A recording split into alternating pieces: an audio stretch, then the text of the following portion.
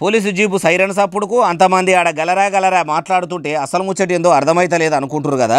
అసలైతే వీళ్ళంతా దినం ఖమ్మంలో ఉన్న లైబ్రరీలకు పోయి చదువుకుంటారట. అలా కుర్చీలు చక్కగా లేవట, టేబుల్ మంచిగా లేవట, యాళ్లకు నీళ్లు అందుబాటులో కూడా ఉండయట.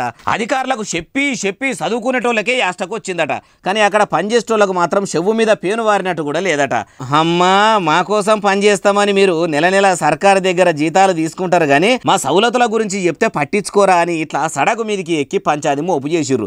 ఇక రక్షక భటులు రంగంలకు దిగి బుధగరిచ్చి ఆడికెళ్ళి ఎక్కడోలో అక్కడ సాగదోలిర్రట. ఓ ముఖ్యమంత్రి రేవంత్ రెడ్డి సారు ఆఖరికి జ్ఞానం ప్రసాదించే గ్రంథాలయాల్లో కూడా కుర్చీలు టేబుల్లు సక్కగా ఇవ్వట.